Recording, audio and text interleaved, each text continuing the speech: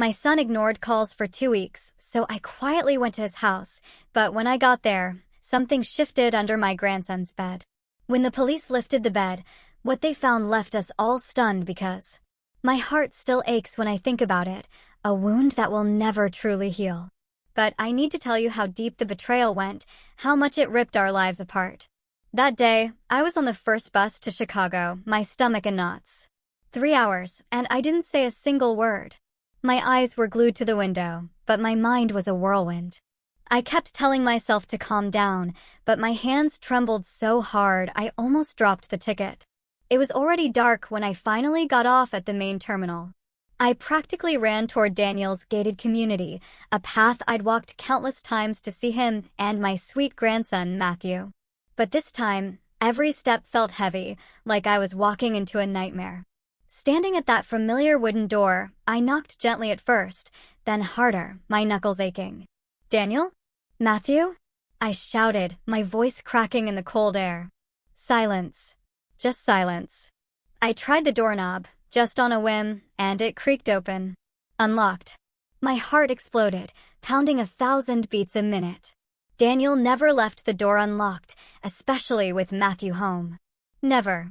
I pushed the door open, holding my breath, terrified of what I might find. Inside, the living room was a war zone. The sofa was shoved halfway across the room, like someone had lost their mind. On the floor, a coffee mug lay in 1,000 shattered pieces, white porcelain mixed with a dark, dried coffee stain. My legs trembled as I stepped over it, careful not to touch the glass. The kitchen wasn't much better. A water cooler jug was tipped over, empty bottles scattered, uncapped, like someone had chugged them down in a desperate frenzy. The damp smell and the echoing silence of the house sent a chill straight through me. I crept upstairs, each step like dragging a stone. My heart was so loud, I could hear it roaring in my ears. Daniel's home office? Empty. His bedroom? Also empty. The bed was made, but there was no sign of life. Finally, I reached Matthew's room. "Matthew, where are you, sweetie?" I called, my voice hoarse. Nothing. I just stood there, looking at his Legos, his old teddy bear, and I felt my heart splitting in two. Then, a tiny noise. From under the bed. A scraping sound, like a plastic bottle rolling on the hardwood. I froze. A cold dread washed over me. Something was under there. My heart pounded so hard I thought it would burst out of my chest. I wanted to look, but my feet felt glued to the floor. I stumbled back, gripping the desk to keep from falling. "Matthew?" I called again. Still nothing. Just that tiny, clear sound, like a warning. Panic overwhelmed me. I flew out of that house, my hands shaking so badly I had to dial the police 3 times before I got it right. "My son is missing. I haven't heard from him in 2 weeks." I screamed into the phone, my voice cracking. "There's a strange noise under my grandson's bed." I stammered, barely making sense, just knowing I needed help fast.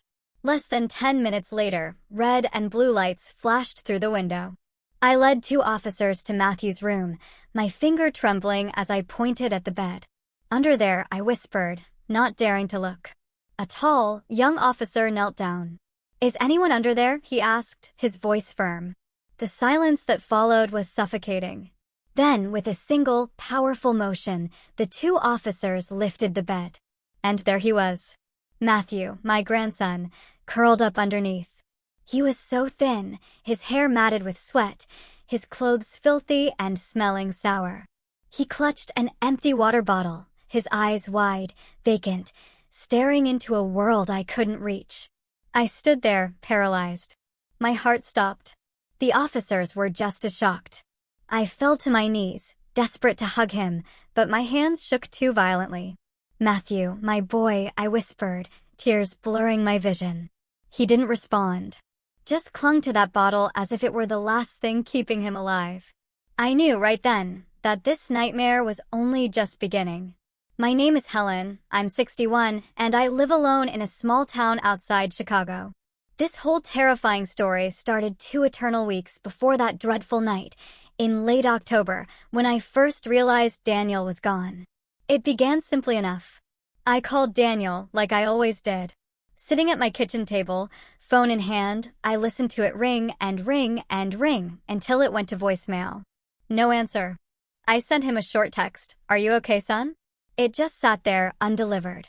A knot formed in my stomach. Something felt wrong. But I told myself, asterisk, he's probably busy.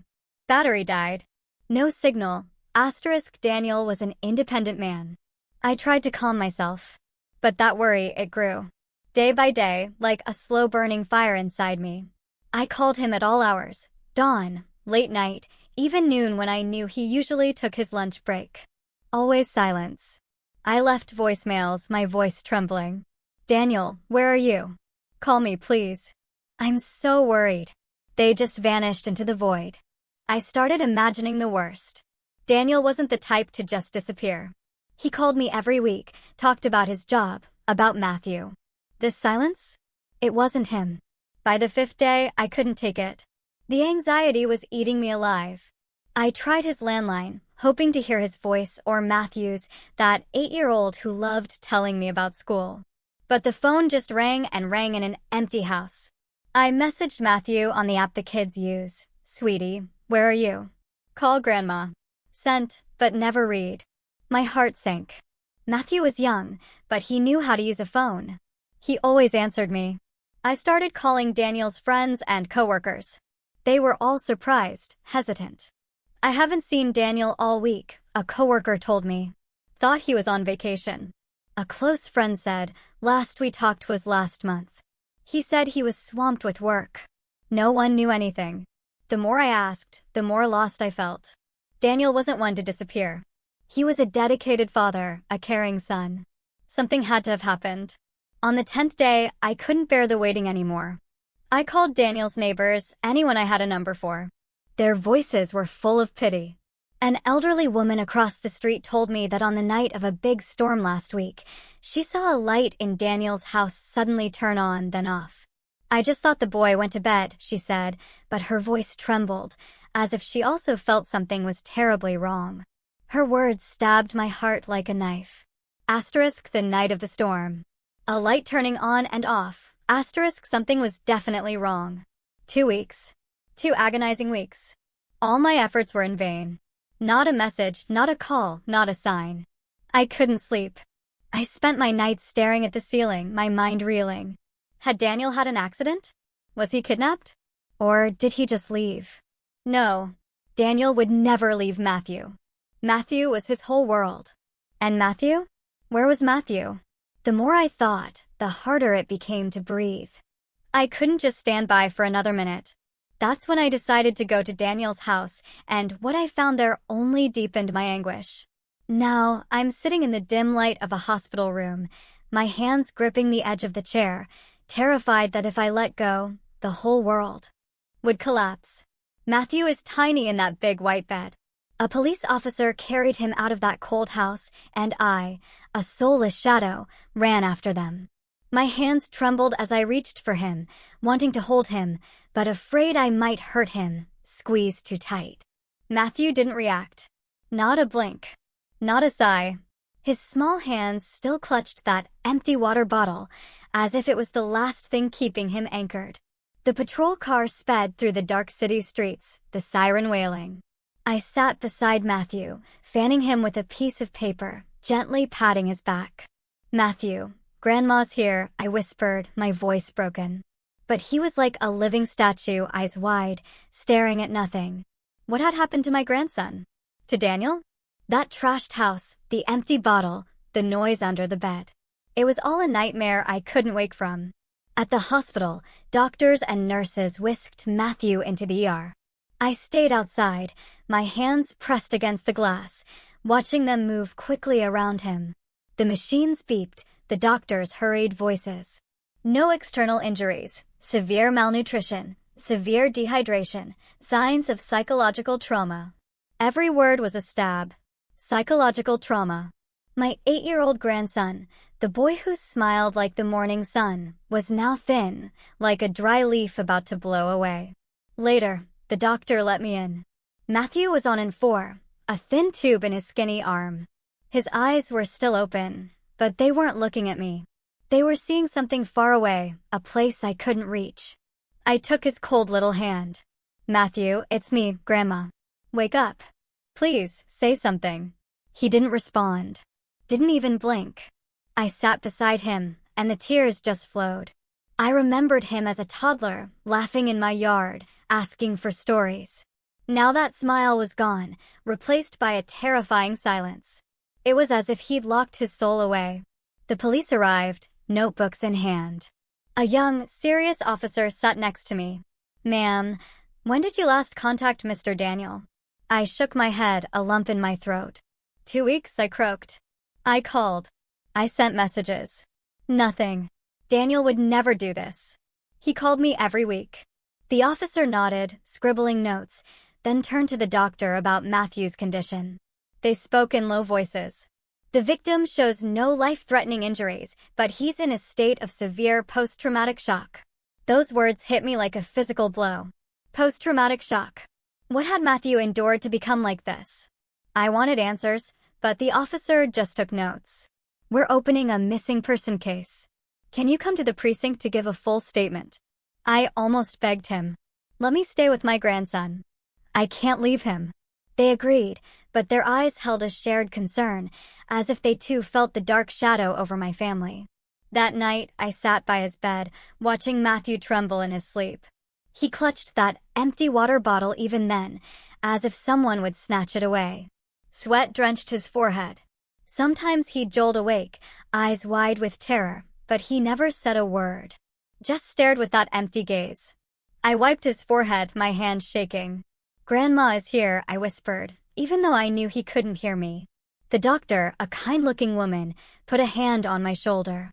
Ma'am, the boy needs time. He went through a huge shock. Be patient. He'll tell us what happened. I nodded, but inside, I was crumbling. Patience. How could I be patient when Daniel was still missing and Matthew was a mere shadow of himself? I stayed there all night, holding his hand, listening to his weak breathing. I remembered the last time I spoke to Daniel. His voice had sounded tired, but he still tried to laugh. Mom, I'm fine. Just work's been a bit heavy. I hadn't realized how heavy. I hadn't asked more questions. Now I blamed myself. If I had paid more attention, called sooner, would things be different? 2 days passed. I didn't move from Matthew's bedside, afraid that if I looked away for a second, he'd disappear. He was still small, fragile, hugging a teddy bear a nurse had given him. I tried to feed him broth, spoon by spoonful. Eat, Matthew, sweetie, so you can get strong and come home with Grandma. He barely swallowed a few spoonfuls, then clamped his mouth shut, his gaze fixed on the ceiling. Every night the same. Nightmares. Sometimes he'd sit bolt upright, mouth open, trying to scream, but no sound came out. I'd hold him, rock him, sing the lullaby I sang to Daniel as a baby. But Matthew would just tremble, drenched in sweat. I'd wipe his brow, my hand shaking so hard the washcloth would fall. I asked for a psychologist. A young woman with a sweet voice. She sat beside Matthew, held his hand, asked gentle questions. Matthew, do you want to tell me about your dad? Or anything you saw? He just hugged his teddy bear tighter, eyes on the floor, silent. I stood to the side, my heart in my throat. Will he talk again, doctor? I pleaded. She looked at me with compassion. Ma'am, he needs time. The shock was too great for a child. But I'm sure he will open up. It's just not the right time yet. I nodded, but I couldn't be calm. Time, I didn't know how much time I had. Daniel was still missing. Every passing day was pure torture. On the morning of the 3rd day, I was gently wiping Matthew's face. I tried to smile, started telling him an old story about Daniel, about when he was a boy and broke my vase and tried to tape it back together. Your dad was so silly, Matthew, I said softly. But he loved you more than anything in the world. Matthew didn't respond, but I saw his little fingers squeeze the teddy bear. I was about to continue when my phone vibrated. Caller ID, the police precinct. My heart leaped. A terrible premonition washed over me. I answered, my hand shaking so badly I almost dropped it. The detective's voice was grave, very different from his usual calm. Mrs. Helen, I need you to prepare yourself. We just used luminol to re-examine Mr. Daniel's house, and we found a very large amount of blood in the living room. My ears went numb. The world went silent. The washcloth slipped from my hand. I couldn't feel my own hands. Blood?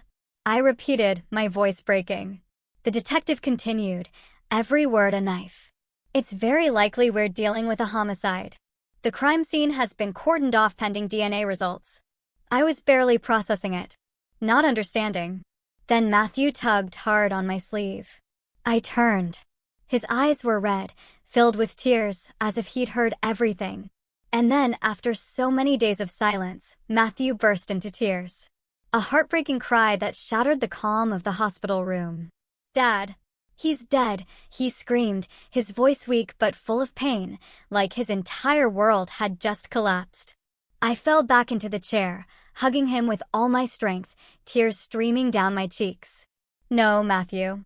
No, it's not like that," I told him. But I didn't even believe my own words. His few words were a hammer blow to my heart. Matthew's cries carried over the phone. The detective said quickly, "Ma'am, calm down. We're on our way to the hospital right now to take an initial statement. Please don't move." I didn't answer. I just hugged Matthew tighter, my tears soaking his clothes. Nurses and doctors rushed in, alerted by the sound. A young nurse knelt, put her hand on my shoulder.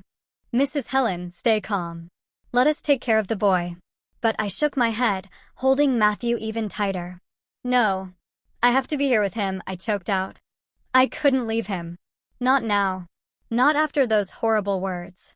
The doctor checked Matthew, gave him a mild sedative. He slowly stopped crying, but his eyes remained red, looking at me with a pain I couldn't soothe. I stroked his hair. "Grandma's here, Matthew. I'm not going anywhere." But inside, I felt like I was falling into an abyss. If Daniel was really, I couldn't even finish the thought. I remembered the last time I saw him, when he visited me, bringing sweet corn cake. "Mom, take care of yourself, okay?" he'd said, his smile so bright. Now, that smile felt like a distant memory, erased by the detective's words and Matthew's cries. An hour after the call, the detective and another officer were there, with a recorder and notebook. The tall, slim officer sat by the bed. "Matthew," he said softly, carefully. "Can you tell us, with your grandma, what happened?" I felt Matthew tremble in my arms, his thin shoulders tensing. He lowered his head, clutching the teddy bear as if it was the only thing keeping him from sinking. I stroked his hair. "It's okay, Matthew. Just tell us. Grandma is right here with you." I tried to sound calm, but I felt on the edge of a cliff. I was terrified of what he'd say, but I needed the truth, no matter how painful. After a few minutes of silence, Matthew nodded, a movement so small it broke my heart. I held my breath, squeezing his shoulder, and listened to each weak, broken word, each one a shattered piece of his soul. That night, it was raining really hard, Matthew began, his voice a trembling whisper. I was playing with my Legos in my room, building a really tall tower Dad said was the prettiest. And then the doorbell rang, many times. He paused, looking at his bear, squeezing it tighter. I got curious and went to see. Dad was at the door, looking through the peephole, and his face was very tense. I'd never seen him like that. A chill ran down my spine. Daniel was always so calm. He always hid his worries to protect Matthew. What had scared him so much? Matthew continued, his voice getting quieter. Dad turned around and saw me. He ran to me, knelt down, and whispered, "Matthew, get under the bed quickly. Don't come out until I call for you.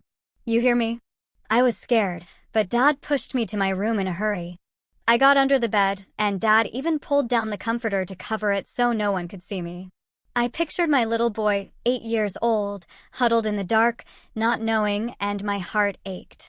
Through a little gap in the comforter, Matthew went on, I saw my mom come in with a very tall man. That man's face was very cold. He didn't say anything. He was just standing there with his arms crossed behind my mom. I froze. Jessica. Matthew's mom, Daniel's ex-wife. I never thought she'd come back, or rather, that she couldn't come back after everything. Matthew trembled. His voice broke. My mom looked all around the room and asked, "Where is Matthew?" I got so scared. I thought she was going to find me, but my dad told her in a calm voice he went to his grandma's when the winter break started. I knew Dad was lying, but I didn't dare to move. Hot tears rolled down my cheeks. The officer didn't stop writing, his expression serious, but his hand paused for a moment when Matthew continued. Then my mom started yelling at him. She was asking Dad for money. She said something about a debt that Dad had to pay if he didn't want trouble. But Dad shook his head and wouldn't give her any money. He told her she had gone too far, that she had bothered him enough. Hearing that broke my soul. Daniel had tried to escape Jessica's shadow, tried to build a new life for himself and Matthew. But she had come back, bringing trouble with her. Matthew stopped, breathing heavily, as if the memory was dragging him back to that night of terror. I rubbed his back. "Take it easy, sweetie. Grandma is here." He took a deep breath and continued. "Dad, my mom and the tall man started fighting really bad. My mom was screaming, and the other man got closer, saying something like a threat. I didn't hear it clearly, but I saw him push my dad. Dad stumbled back, and then he pushed him harder. Dad fell and hit his head on the corner of the table. There was a loud thud, and red water started coming out. Matthew trembled uncontrollably, burying his face in my chest, bursting into tears. I saw Dad lying there, not moving. I wanted to come out. I wanted to call him, but I was scared. I was so scared. I hugged him with all my strength, my tears soaking his hair. The image of Daniel falling replayed in my mind like a nightmare. The officer looked at me, compassion in his eyes. "This statement is very important, Mrs. Helen," he said gravely. "We are going to investigate this as a possible homicide. The boy has been very brave." I nodded, but inside, I felt an emptiness that nothing could fill. Matthew kept crying, his sobs like knives in my heart. I looked at the officer. "Are you going to find her? Jessica and that man?" He nodded firmly. "We will do everything possible, Mrs. Helen. I promise you." When the police left, I stayed there, hugging Matthew, feeling the shadow of tragedy that had just fallen upon my family. That night, after the police left, I couldn't sleep a wink. Matthew's soft sobs echoed in the room, stabbing my heart. He moved his lips, calling for his dad in his dreams, his voice so faint I had to lean close to hear him. Each time, I'd gently wipe his face with a warm cloth, hoping to soothe even a little of his pain. But as I touched his cold skin, old memories flooded back, hurting like salt on an unhealed wound. I remembered Daniel in his 20s, his career just beginning, eyes full of hope. I remembered the pride in his voice when he introduced me to Jessica, her smile as bright as the summer sun. "Mom, this is Jessica," he'd said. "She's going to be my wife." Jessica back then was a good girl, a bit clumsy, but always trying her best. She'd blush when I taught her how to cook. I thought, yes, this girl is good. She's going to make Daniel happy. Our whole family loved her, not just for her warm smile, but for the way she looked at Daniel, as if he were her entire world. Then Matthew was born, and it was like a new light in our family. I still remember walking him in the yard, Matthew nestled in my arms, his round eyes grinning at me. The neighbors would joke, "Mrs. Helen, you look 10 years younger." I'd laugh, my heart overflowing with joy. Daniel and Jessica were still happy then, visiting me often with Matthew, sharing stories of their new life. I thought it would always be like this, our small family full of laughter. But then, everything started to fall apart. I remember the day Daniel called, his voice dull, tired. "Mom, Jessica, she got into some gambling trouble." I froze. I couldn't believe that sweet girl had fallen into something like that. The first time, Daniel quietly sold the car he loved so much, the one he'd saved for years, just to pay off her debts. I saw him sitting in the yard, his eyes red, but still trying to smile. "Mom, I'll be fine. I just want to help her." I took his hand, wanting to say something, but I stayed quiet, understanding he loved Jessica so much he'd do anything to save her. But it didn't stop there. The second time, debt collectors came knocking on my door, making threats because Jessica couldn't pay. I had to take out all my savings, my old age money. but I didn't hesitate. I just wanted to protect my family. "Mom, I'm sorry," Daniel told me that night, his voice choked. I didn't think things would get to this point. I hugged him, told him not to worry, that family was for supporting each other. But inside, I started to feel truly scared. Jessica was no longer the good girl she used to be. Every day, she changed more. Jessica became irritable, capable of smashing plates over the smallest thing. I remember visiting once and seeing Matthew huddled in a corner, his eyes red because his mom had yelled at him for spilling a glass of milk. Jessica was screaming, "You're just as clumsy as your father." I ran over, pulled Matthew away, trying to calm her. But she just laughed bitterly. "He's my son. I know how to raise him." Those words were a stab in my heart. Matthew didn't deserve those fits of rage. I looked at Daniel, and I saw him consumed. His eyes, once shining, now only reflected exhaustion and helplessness. Many nights, Daniel would call me crying. "Mom, I can't take it anymore," he'd say, his voice trembling. "Jessica isn't the woman I fell in love with. I'm afraid she'll hurt Matthew." Hearing him broke my soul, but I could only console him. "Son, if you need me, I'm here. I'll help you." Finally, Daniel decided to divorce and fight for custody of Matthew. The day the judge made the ruling, I saw him sigh in relief, as if a huge weight had been lifted. I felt the same way. I thought that finally, father and son would have a quiet life, that Matthew would grow up with Daniel's love, without shouting or heavy debts. But I was wrong. Barely half a year later, Jessica returned, bringing with her a much worse nightmare. Matthew's story about that stormy night, about Daniel falling and lying motionless on the floor, kept replaying in my head. Jessica, the woman I once loved like a daughter, the mother of my grandson, had become a stranger, a cruel person.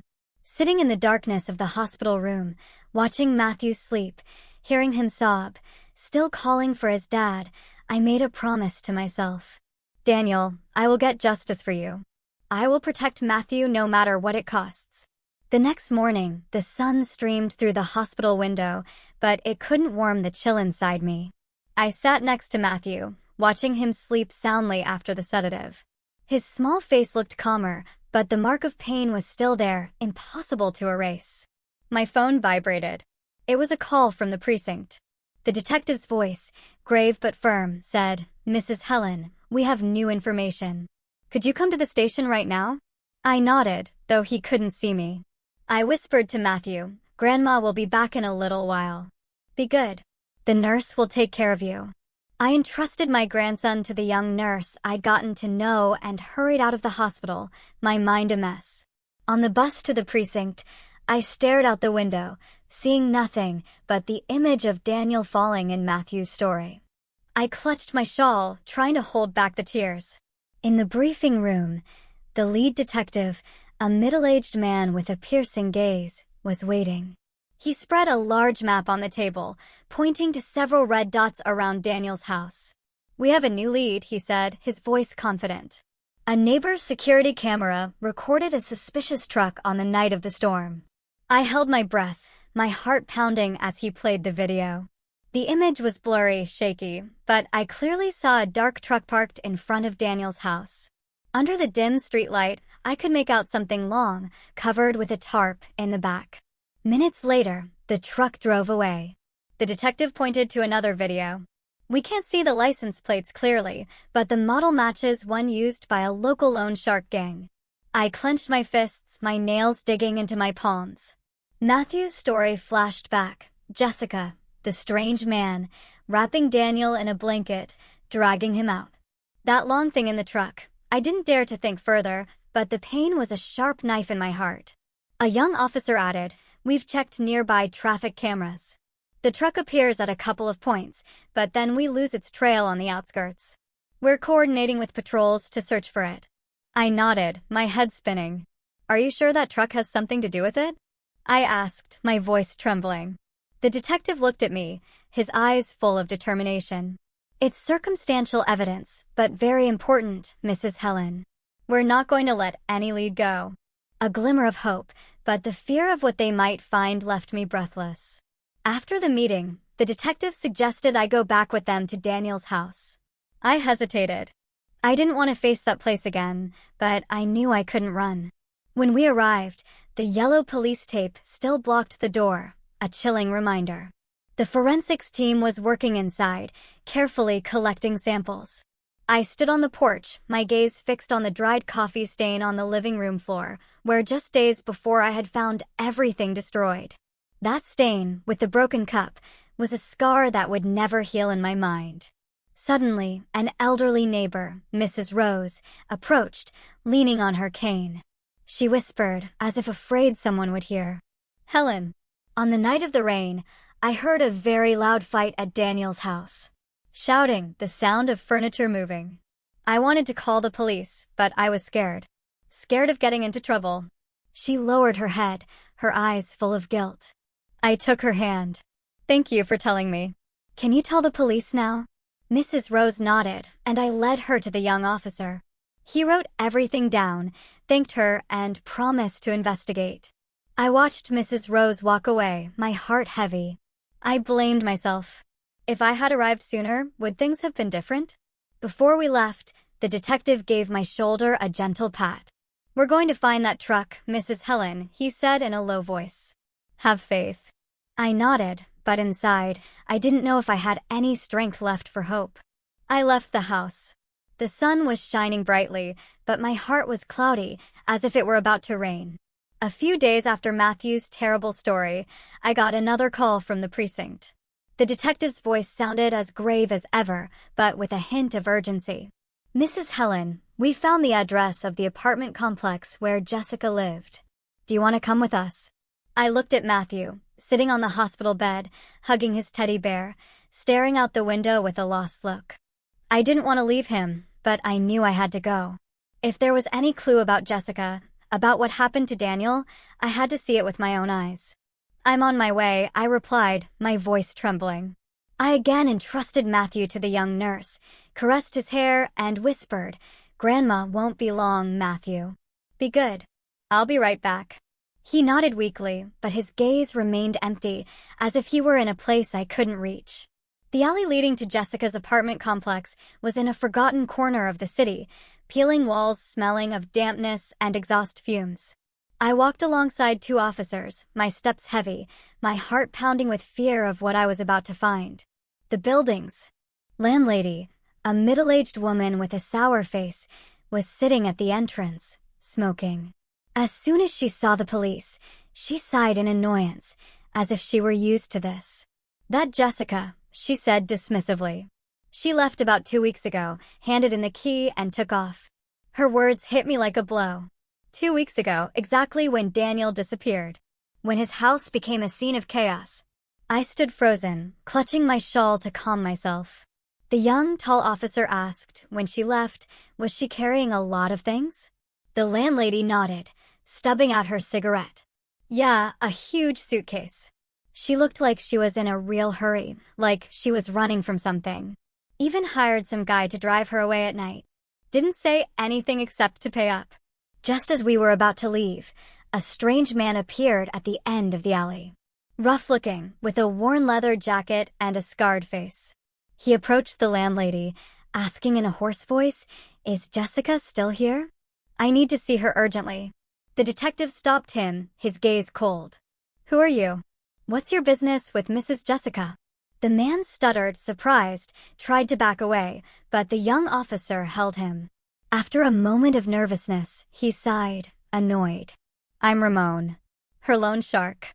Jessica owes me a lot of money. She swore she'd pay me back in 2 weeks, but now she's nowhere to be found." The police and I looked at each other. No one said anything, but we were all thinking the same thing. The moment Jessica fled. The moment Daniel disappeared. And now, the promise of a large sum of money. It all fit together in a terrifying way. The young officer muttered, almost to himself, why would she be so sure she'd have a large amount of money in 2 weeks if she was so desperate before that she had to seek out her ex-husband? That question was a knife in my heart. A bad feeling grew inside me, cold and cruel, making me tremble. There was something darker behind all this, and I feared the truth was even more painful than I had already imagined. That night, I sat by Matthew's bed, the dim hallway light illuminating his sleeping face.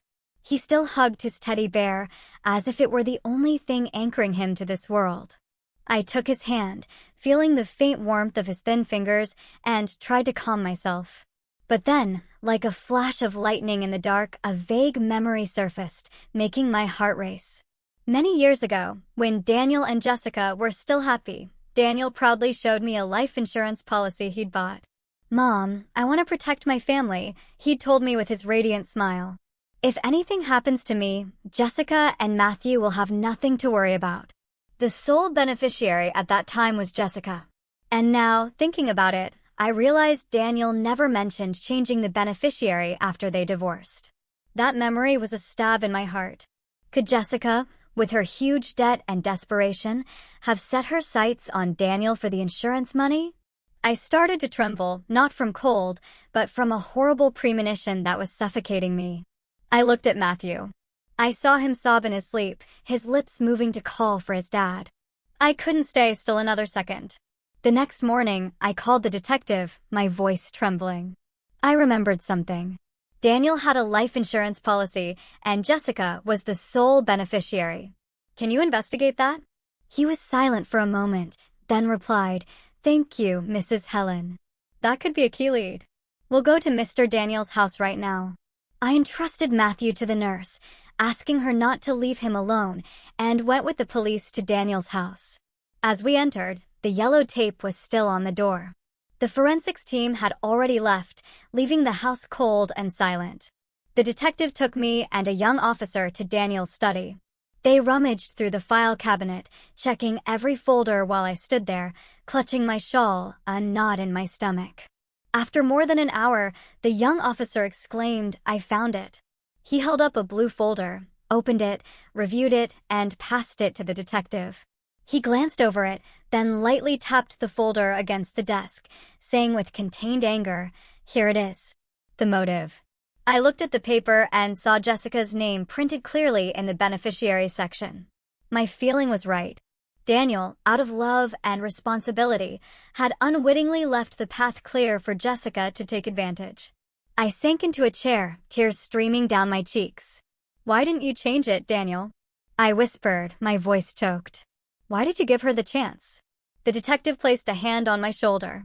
"Mrs. Helen, if Daniel died in an accident, Jessica would receive all the insurance money. With that amount, she could pay off all her debts and live comfortably. This is likely the reason he disappeared." His words were a hammer blow to my head. I clenched my fists, immense rage growing in my chest. Jessica had become a monster, willing to take Daniel's life for money. I remembered her face when she was young, when she smiled happily next to Daniel, and I wondered what had made her change so much. Ambition? Desperation? Or was she simply a person who had lost herself? That afternoon, returning to the hospital, the phone rang again. The detective. His voice was more urgent. "Mrs. Helen, we've just received news from the investigation team. They found an abandoned frozen goods warehouse on the outskirts, a place the Lone Shark Gang uses for their illegal activities. We've already sent a special team there." My heart pounded like a war drum. "What do you suspect?" I asked, my voice trembling. He hesitated. "We're not sure, but it's possible that we might find some clue about Mr. Daniel."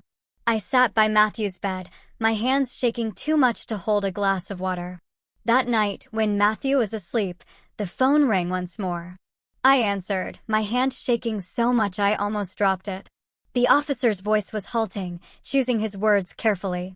"Mrs. Helen, we found a body, a man hidden in the frozen goods warehouse. We suspect it's Mr. Daniel." I collapsed, a lump in my throat, unable to say a word. My world fell apart. Daniel, the person I loved most, was now just a body in a cold warehouse. I wanted to scream that it wasn't true, but only tears came out. "Are you sure?" I whispered, my voice broken. "We need you to come and identify him," he replied, his voice full of pity. "But please prepare yourself." The next morning, I went with the police to the morgue, a terrible fear clutching my heart. In the back of the patrol car, I clutched my shawl, seeing nothing but Daniel's face. I remembered his smile, the way he would tease me when I burned the sweet corn cake.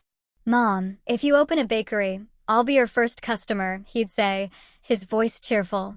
Now, that smile was just a memory. And I was about to face a truth I didn't want to believe. When the car stopped, I got out feeling like I was walking in a dream. The young officer, the one who had been with me, put a hand on my shoulder. "Mrs. Helen, are you ready?" I nodded, though inside I knew I would never be ready. The door to the cold room opened. A frigid, chemical-smelling air hit my face, making me shiver. The white sheet covering the gurney was slowly pulled back. And then I saw Daniel's face. Pale, changed by time and death. But I recognized my son instantly. His thick eyebrows, his straight nose, the lips I'd kissed so many times when he was a baby. He was still my Daniel. I burst into tears, falling to my knees, able to say only 2 words. "My son."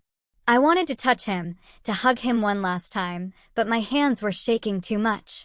The young officer helped me up, his voice full of sorrow. "We are so sorry, Mrs. Helen. Please sit here." But I didn't want to sit. I didn't want to do anything but scream at the world why my son had to be gone like this. When I calmed down a little, the medical examiner, a middle-aged man with a grave voice, approached. He held a folder. The victim died from severe traumatic brain injury caused by a strong blow against a hard object. The time of death is estimated to be the night of the storm 2 weeks ago. His words confirmed what Matthew had told about that terrible night. I nodded, but every word was a knife sinking deeper into my heart. "Thank you," I whispered, not quite sure why I was saying thank you. Maybe for the truth, as cruel as it was. The police didn't stop. They expanded the investigation, examining the truck. The detective called me at noon, his voice full of determination. "Mrs. Helen, we found a blanket stained with red and a woman's jacket in the truck bed. The DNA results confirm the stain is Mr. Daniel's blood, and the jacket belongs to Jessica." I collapsed into a chair in the hospital hallway, my hands on my chest. All the loose pieces now fit together, forming a chilling picture of the crime. Jessica had really done it. She had taken Daniel's life. Using the statement from the loan shark, the police quickly arrested the unknown man who accompanied Jessica. They invited me to watch the interrogation from behind a one-way mirror. The man initially denied everything. "I don't know anything. I just went with her." But when the police showed him the evidence, Jessica's jacket, the blood-stained blanket, his face turned pale. He started to sweat. The detective's voice was harsh. "Do you think we don't know? You helped her hide the body. Talk if you don't want your sentence to be worse." Finally, to get a deal, he confessed where Jessica was hiding, an abandoned house on the outskirts. I stood outside the interrogation room, clutching my shawl, feeling the world spin. Jessica, the woman who once had dinner with my family, who laughed with Matthew, was now a fugitive carrying a crime on her shoulders. I remembered the last time I saw her before the divorce. She'd looked at me with cold eyes. "Stay out of it, Helen. This is between Daniel and me." I'd tried to stop her, told her Matthew needed his mother, but she just laughed bitterly. Now that laughter echoed in my mind like a warning I had ignored. A few days after identifying Daniel's body, I received the news. Jessica had been arrested. They caught her in a small copy shop, trying to forge documents to flee the city. The detective called, his voice soft but firm. "Mrs. Helen, we have her. Do you want to come to the precinct?" I hesitated, looking at Matthew, who was drawing on the hospital bed, still hugging his teddy bear. "No," I replied, my voice choked. "I don't want to see her. Just make sure she doesn't escape." But in the end, as the police led Jessica down the precinct hallway, I watched from a distance, seeing her handcuffed, her face gaunt, her hair disheveled. I felt a mix of anger and, deep down, a strange pity. Jessica, once my daughter-in-law, Matthew's mother, had destroyed her own life and the lives of the people she loved most. The trial took place in the city courthouse, attracting the attention of the press and the public. I sat in the front row, holding Matthew's hand tightly, feeling his little hand tremble in mine. He didn't want to come, but I gently convinced him. Matthew, we have to do this for your dad. Grandma will be right here with you. He nodded, but his eyes were still full of fear. The courtroom was packed. The air felt heavy, like a rope about to snap. The prosecutor, a tall man with a sharp voice, stood up and presented the evidence one by one. He played the recording of Matthew's statement. My grandson's small voice trembled as he recounted the night of the storm. Hearing it squeezed my heart, and I hugged Matthew tighter as he buried his face in his bear. The prosecutor continued, showing photos of the blanket and Jessica's jacket from the truck. The DNA results confirm the blood belongs to the victim, Mr. Daniel, he said, his voice cold. He projected the security camera images, the blurry truck, under the streetlight, carrying something long covered with a tarp. Finally, he held up the life insurance policy folder, pointing to Jessica's name as the beneficiary. This was the motive, he declared, his voice echoing. The defendant planned a murder to collect the insurance money, pay off her debts, and live comfortably. I looked at Jessica in the defendant's box, her head bowed. At first, she tried to remain calm, avoiding everyone's gaze, but as the evidence mounted, she began to tremble. Suddenly, she jumped up and shouted, "I didn't mean to kill him. I just wanted my money." Her voice broke, but no one in the room was moved. The prosecutor approached, refuting coldly. "If you only wanted money, why did you hide the body? You staged a fake accident scene and tried to collect on a life insurance policy." Jessica was speechless. Her lips moved, but no sound came out. She turned to her accomplice, the rough man, and screamed. It was him. He pushed Daniel. The man immediately stood up, his face red with fury, and pointed at her. "You were the one who planned everything. I just did what you told me. You told me to push him, to help you hide the body." The courtroom grew tense. The murmurs of the crowd sounded like a wave. I hugged Matthew, feeling him tremble. "Grandma," he whispered, his voice tiny. "It was all my fault, wasn't it?" I stroked his hair, trying not to cry. "It wasn't your fault, Matthew. Your mom made a mistake, and she's going to have to pay for it." But inside, I knew those words couldn't heal the wound in Matthew's soul. After hours of deliberation, the judge, a woman with a serious gaze, stood to deliver the verdict. Her voice was clear and firm.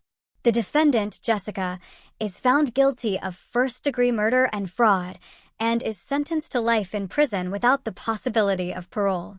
The accomplice is found guilty of accessory to murder and concealment and is sentenced to 20 years in prison.